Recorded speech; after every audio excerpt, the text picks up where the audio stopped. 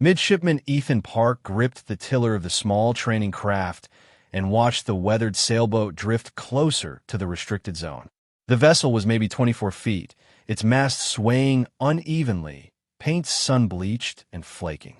A solitary man sat at the tiller, his movements careful and slow. Park keyed the radio and called out across the water, his voice steady but loud enough to carry. "Civilian vessel, you are approaching a restricted area. Stop and identify yourself." The man waved acknowledgement, but the sailboat's small diesel coughed once, then went silent. The boat continued to drift, pushed by current and breeze, angling directly toward the Navy pier where the training ship sat moored behind yellow buoys and clear warning signs. If you're watching this from anywhere in the world, we'd love to know where you're joining us from. Now back to the story.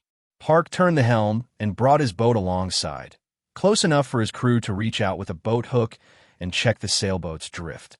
Behind him, the training ship loomed against the pier, its gray hull clean and squared, sailors moving on deck in working uniforms, lines coiled precisely on cleats. Midshipmen stood in small groups near the boat ramp, waiting their turn for the morning's familiarization exercise.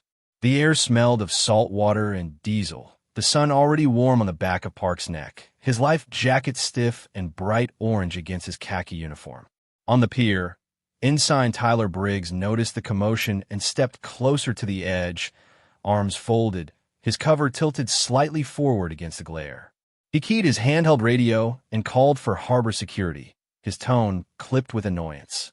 "Port ops, we have an unauthorized civilian vessel drifting into the security zone near Pier 7. Small sailboat, single occupant. Request immediate response." The reply came back within seconds, calm and procedural. A rigid-hull inflatable boat would be dispatched. Samuel Javier Ortega sat at the tiller of his boat and watched the young midshipman maneuver alongside. The kid was careful, controlled, probably been doing this for less than a week. Ortega turned the key again, heard the diesel sputter and die, and let his hand drop. The engine had been unreliable for months, held together by improvisation and stubbornness. He wore faded jeans with frayed cuffs, a dark blue hoodie under a sun-bleached navy ball cap, and an old windbreaker he'd closed with a piece of paracord because the zipper had broken years ago. His deck shoes were worn flat, the rubber cracked from salt and sun. He stood slowly, his lower back stiff, pausing halfway to let his spine straighten in stages. When he finally stood fully upright, a hint of old military bearing appeared in his shoulders, just for a moment, before he shifted his weight and the stiffness returned. His face was oval, deeply lined across the forehead, crow's feet at the corners of his dark brown eyes. Sunspots marked his cheeks. A small white scar sat at the bridge of his nose where it had been broken once and set slightly off-center. His hands, thick-fingered and knotted with age, showed faded rope burns across the palms and a surgical scar at the base of his right thumb. He looked down at the midshipman and raised one hand in a slow, deliberate gesture. "Engine quit," he said, his voice low and rough. "Didn't mean to drift this close." The harbor security RHIB arrived within minutes, its engine throttling back as it pulled alongside Ortega's sailboat. A petty officer second class stepped carefully onto the deck, his boots finding solid footing on the worn fiberglass. "Sir, I need to see some identification," he said, his tone professional but firm. Ortega reached into his back pocket and pulled out a worn wallet, the kind that had stayed with him for years because replacing it was never a priority. He handed over a California state ID card, corners rounded from wear, and a VA health card, both showing his name clearly, Samuel Javier Ortega. The petty officer glanced at them, then keyed his radio. "Port Ops, this is Harbor Security 6. I have the operator's ID. Name is Ortega, Samuel J. Running it now for the incident report." He spelled the last name slowly, watching Ortega's face for any reaction. Ortega just stood there, hands at his sides, waiting. On the pier, Ensign Briggs paced a few steps, then stopped and looked out at the sailboat. "Another one," he muttered to a nearby sailor. "Guy probably ignored the buoys, ignored the signs, and now we're stuck dealing with it." He turned toward the quarterdeck watch and raised his voice slightly. "We should get that boat towed and cite the owner for trespass. Set an example." The sailor nodded, but said nothing, eyes moving between Briggs and the sailboat. Park, still holding position in his training craft, watched the older man on the sailboat and noticed how he stood, carefully, but with a certain squareness to his shoulders when he wasn't moving. Something about the way he scanned the water, the way his eyes tracked the rib's approach, reminded Park of the instructors at the academy. A working habit, not a performance. In the Port Operations Building, Chief Warrant Officer 3 Malik Henderson sat at his desk and heard the radio call. He pulled up the incident logging system on his terminal, typed in Ortega's name, date of birth from the ID, and initiated the standard check. The system queried DoD personnel databases and VA-linked records, looking for prior service, outstanding warrants, or flags. Henderson expected nothing unusual. Most harbor violations were recreational boaters who misread charts or ignored posted boundaries. He leaned back in his chair, waiting for the screen to refresh. When it did, he leaned forward again, slowly, and read the summary line twice. Then he opened the full record. His eyes moved down the screen. BMCM SW, Samuel J. Ortega, USN, retired. Navy Cross. Combat Action Ribbon. Operation Desert Storm. Mine Countermeasures Ship.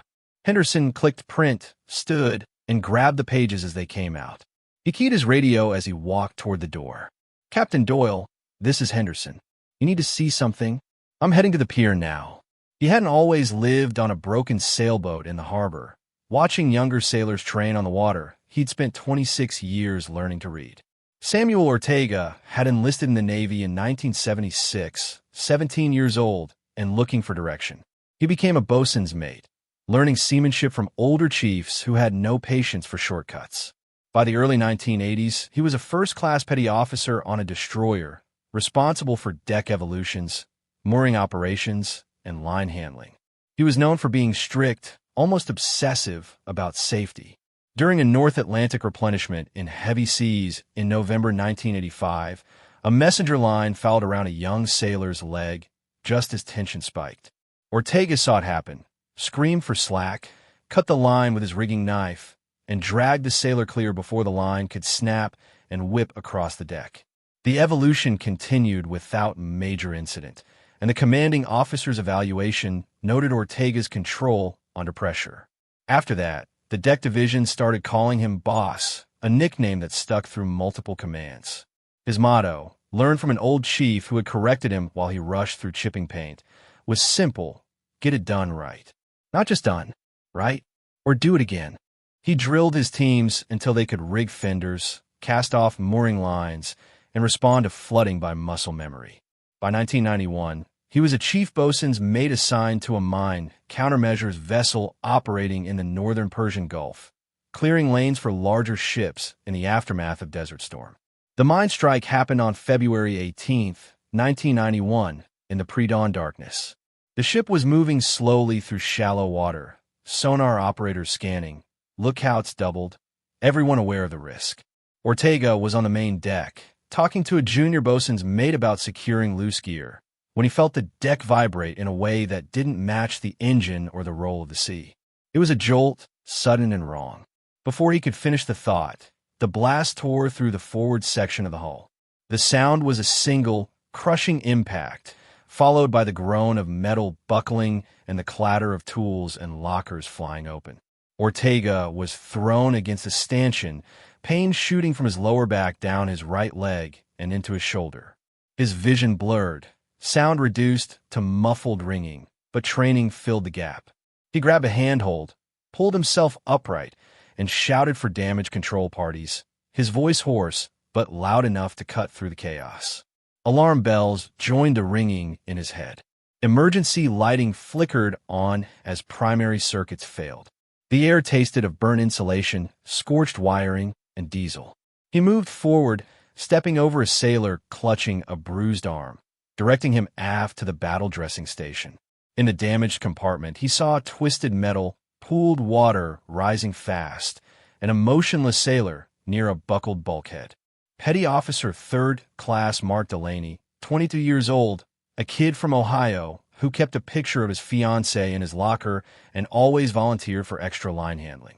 Ortega ordered shoring material brought up, called for dewatering pumps, and relayed reports through sound-powered phones when regular communications went unstable.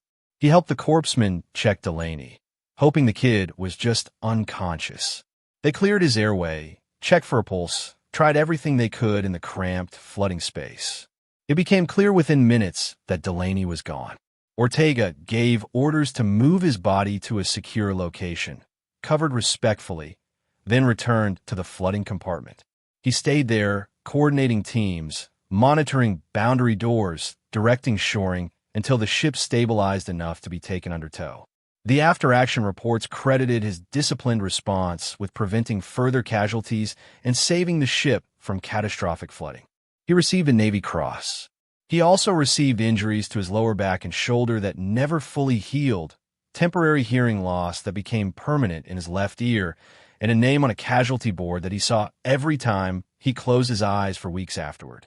After Desert Storm, Ortega continued serving, promoted to Senior Chief and then Master Chief, retiring in 2002 after 26 years. The injuries from the mine strike stayed with him. His lower back stiffened after long watches. Lifting heavy loads aggravated the pain. He relied on over-the-counter medications at first, then prescriptions, then just learned to move carefully and avoid certain positions. He had tension headaches and difficulty hearing soft voices in noisy environments. In his off-duty life, the first cracks appeared: shorter sleep, waking with back pain, and fragmented memories of the blast, irritability when evolutions didn't go smoothly. He told himself it was normal aging, normal stress. After retirement, he took a civilian maritime job, working on harbor tugs and later as a dock supervisor for a small shipping company. The work was physically demanding: long shifts on uneven decks, climbing ladders, handling heavy mooring lines. At first, he managed. Then, in his late 50s, the pain increased. He missed work after a minor fall on a wet pier. His boss warned him that reliability mattered.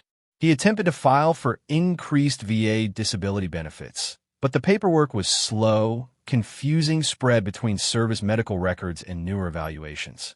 A change of address during a move led to VA letters going to the wrong place. He missed an appointment he didn't know had been scheduled. His claim lingered in the system. Financial strain followed: reduced work hours, medical bills, increasing rent. His marriage, already strained by long absences and his reluctance to talk about anything emotional, deteriorated. Arguments about money escalated. His wife filed for divorce.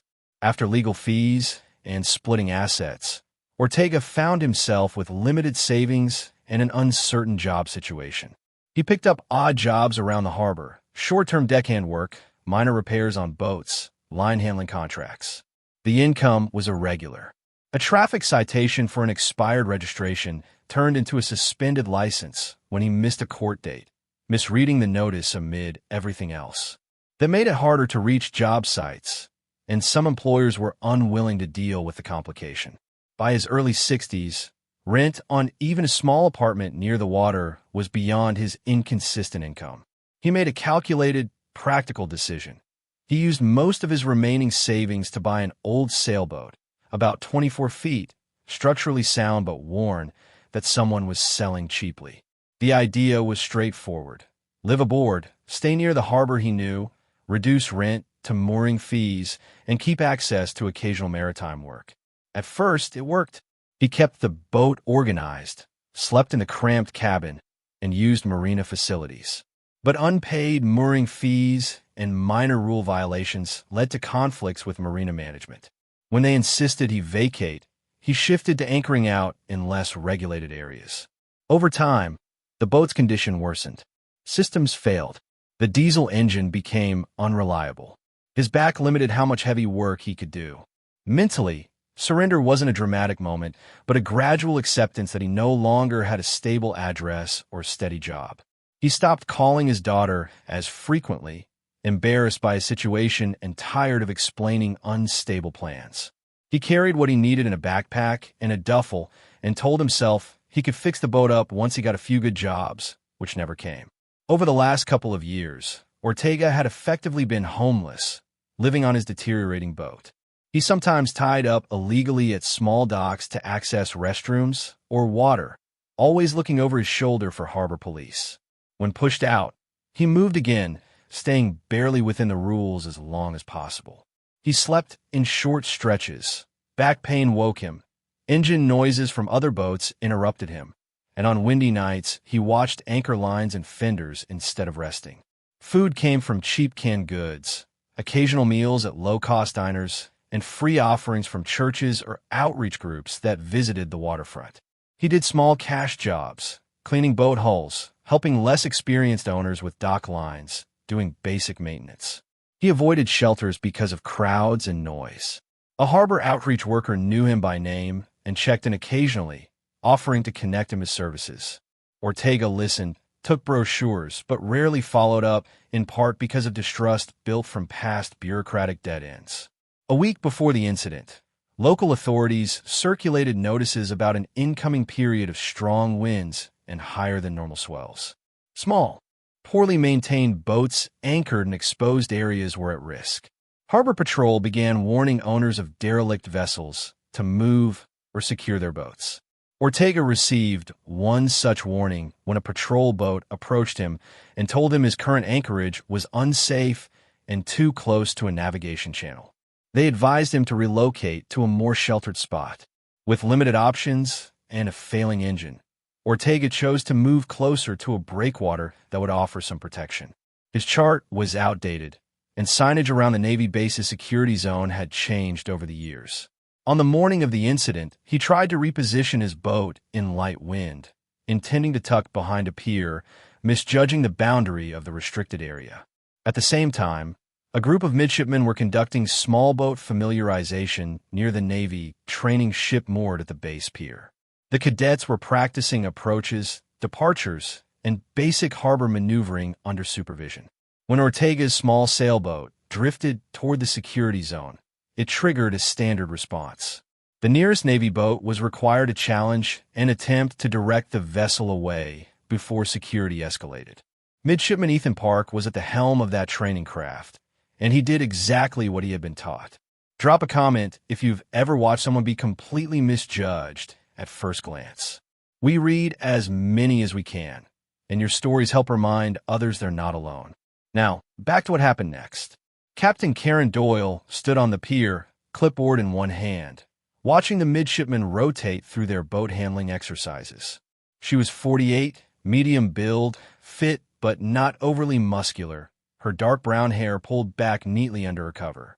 Her service khakis were perfectly maintained, ribbons arranged exactly per regulations, command pins centered. She had gray-green eyes that had spent years squinting in sun and reading screens, and a small scar near her left eyebrow from a ladder mishap years ago. She moved with controlled efficiency, no unnecessary gestures, and spoke in a measured tone that rarely wasted words. She had grown up in the Midwest, far from the ocean, joined the Navy through ROTC, and served on destroyers and amphibious ships before earning command of the training ship moored behind her. She took the responsibility of shaping midshipmen seriously, and she was on the pier that morning to oversee the scheduled small boat evolution and a later departure of her ship for a brief local underway. When she heard Briggs' call for harbor security, she turned and watched the situation develop with neutral interest. An unknown civilian boat in a security zone was a risk, a procedural issue, not a personal matter. She expected it would be resolved with a citation and a tow. Henderson reached the pier, carrying the printed pages in one hand, his radio clipped to his belt. He was 42, stocky, with close-cropped black hair showing a few early gray strands, dark brown eyes that were observant but calm. He had come up through the enlisted ranks as a bosun's mate before converting to warrant officer, and he knew the harbor environment and personnel systems better than most. He approached Captain Doyle and Ensign Briggs, his tone steady and unhurried. "Ma'am, I need a moment," he said. Doyle stepped slightly aside with him, keeping the sailboat within her view. Henderson handed her the printout and spoke in a low voice that carried just enough to be clear. "Ma'am, this isn't just any retiree. BMCM Samuel Ortega, Navy Cross, Desert Storm Mine Incident. 26 years in deck and damage control. The system flagged his record the moment we ran his ID. Doyle took the paper and scanned the key lines. Her eyes moved down the page, pausing at the Navy Cross citation summary, the dates, the unit designation. She looked out at Ortega, standing on a small boat, hands at his sides, waiting quietly while the petty officer from Harbor Security asked him questions. She folded the paper once and walked closer to the edge of the pier, her voice carrying across the water. "Mr. Ortega, what was your last command?" Ortega looked up at the woman in the khaki uniform, the captain's eagles visible on her collar, even from this distance. Her tone was direct, not hostile, not friendly. "Just a question." He answered the same way. "Mine countermeasures ship, ma'am. MCM 14. Doyle glanced at the paper in her hand, then back at him. "Where were you in February 1991? Ortega's jaw tightened slightly, but his voice stayed level. "Northern Persian Gulf, clearing lanes near Kuwaiti waters." "We have mine." Doyle compared his answers with the citation summary Henderson had given her. Ship name matched. Date matched. Role matched. She nodded once, a small, deliberate motion. "Thank you, Master Chief," she said, her tone shifting just enough to carry weight. On the pier, Briggs heard the exchange and frowned, his arms unfolding slowly. Park, still holding position in his training craft, looked from Ortega to the captain, recognizing that something significant had just been uncovered, though he didn't yet know the details. The air around the pier shifted, not with drama or fanfare, but with a new level of focused attention. Doyle turned to Henderson and spoke quietly. "Get personnel on the line.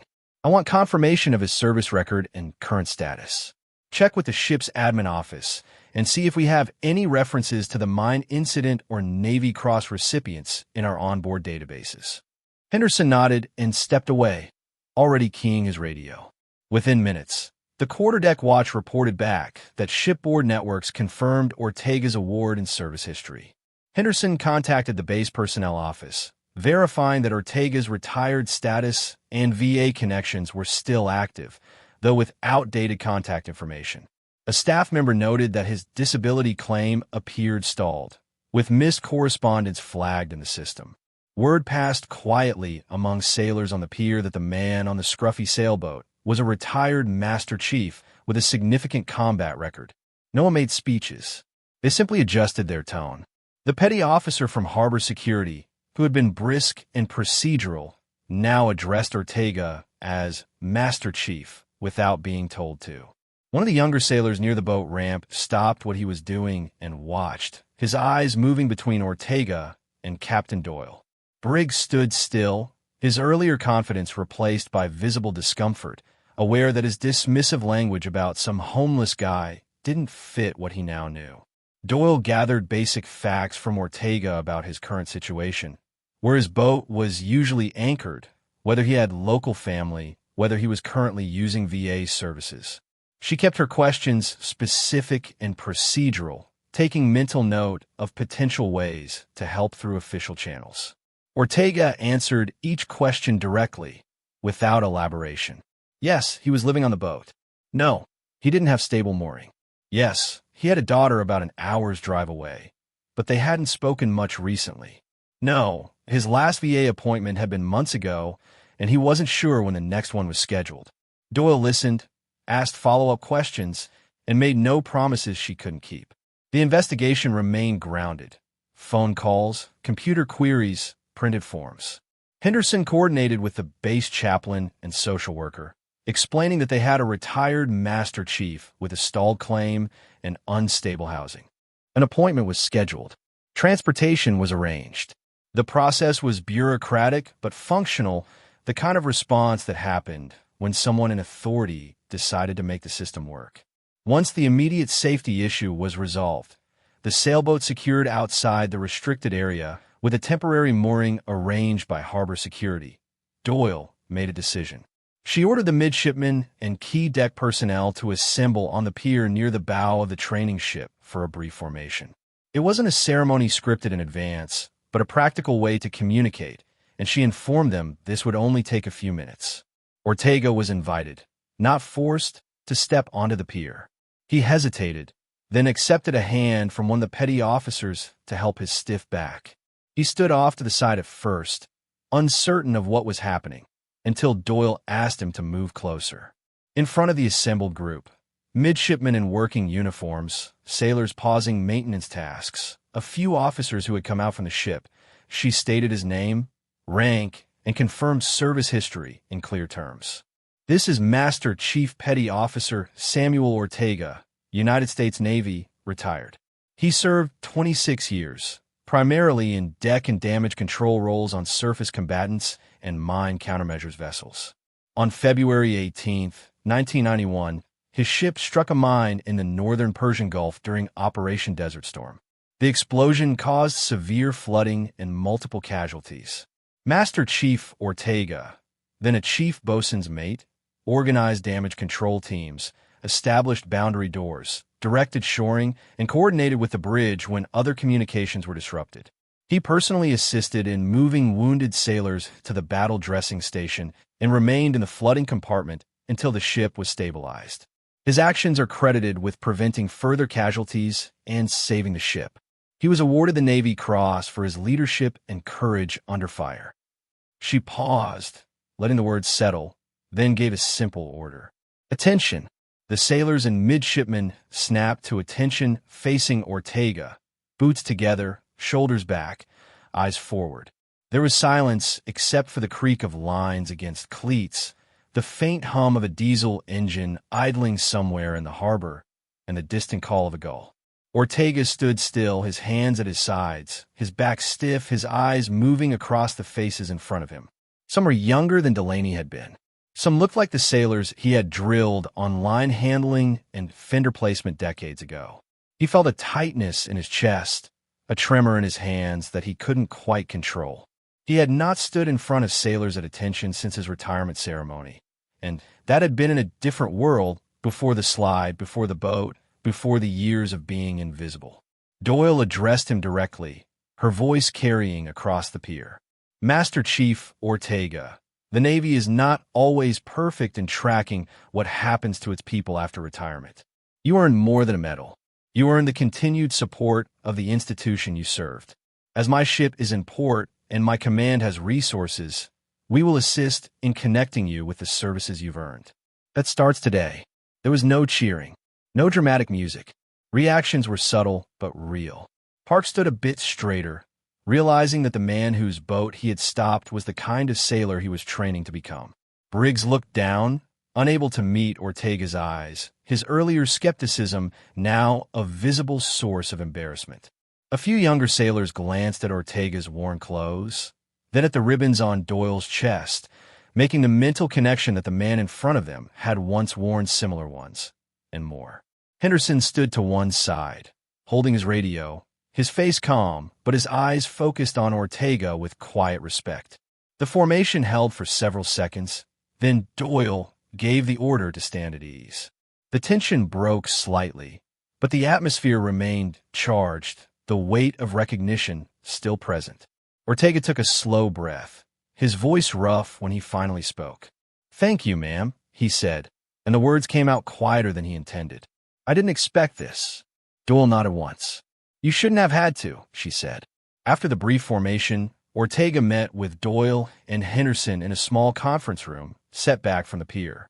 The room was functional: a table, stackable chairs, a whiteboard on one wall, and a framed command photo near the door. No decorations beyond safety posters and standard government furniture. They sat across from each other, Doyle with a notepad, Henderson with his radio, and a list of contacts he had already started compiling. Doyle went over Ortega's situation calmly, asking specific questions about his VA claim status, his medical needs, his housing situation. Henderson made a call to the VA liaison office on base, explaining that they had a retired master chief with a stalled claim and unstable housing who needed immediate support. An appointment was scheduled for later that week. Transportation was arranged through the base chaplain's office. A social worker was looped in, offering to help navigate the paperwork and ensure nothing else got lost in the system. Ortega was offered temporary access to a local program that could help with safe mooring and possibly short-term lodging while his benefits were sorted out. He listened, answered questions directly, and made no promises he couldn't keep. He was cautious, his trust in bureaucratic systems worn thin by years of missed letters and dead ends. But he recognized that this was different. These were people with authority making specific commitments, not vague reassurances. When the meeting ended, Henderson walked him back to his boat, helped him check the temporary mooring, and handed him a printed schedule of appointments and contact numbers. "Master Chief," Henderson said, his voice quiet but firm, "we're going to make sure this doesn't fall through the cracks. You have my word." Ortega looked at the paper in his hand, then at Henderson, and nodded once. "I appreciate that," he said. "I really do. If this story hit you even a little, consider subscribing so more people can hear stories like this. It helps the channel more than you know." Now, here's what happened in the days and months after that moment. The same day, after Ortega returned to his boat and secured his temporary mooring, he sat in the small cabin and looked at the printed schedule Henderson had given him. VA clinic appointment, Thursday morning, transportation arranged. Housing assistance intake, Friday afternoon, contact name included. Base chaplain check-in, next Monday. He set the paper on the small fold-down table and stared at it for a long time. He had a cheap smartphone with a cracked screen and inconsistent service, but it still worked. He pulled it out, scrolled through old contacts, and found his daughter's number. Elena Ortega, 38, a registered nurse at a hospital about an hour's drive from the base. They hadn't spoken in months, maybe longer.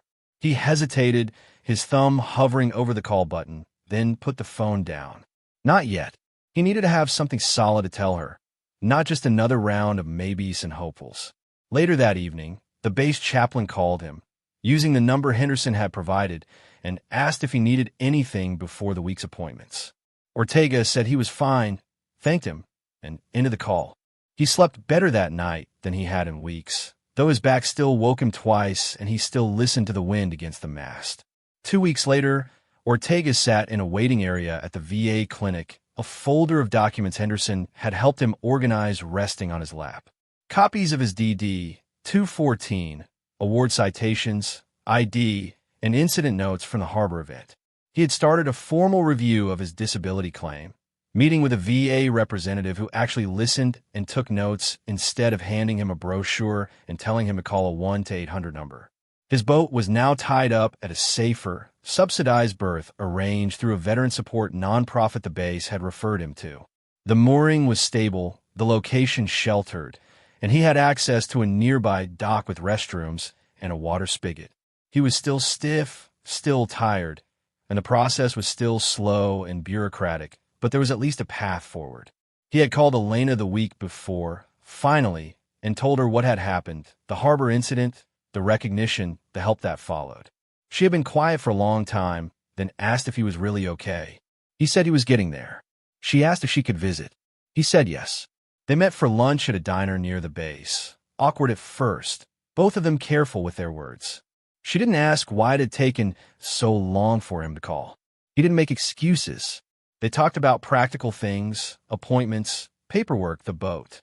By the end of the meal, she had offered to drive him to a few of his VA appointments when her schedule allowed. He accepted. 6 months later, Ortega's disability benefits had been partially corrected.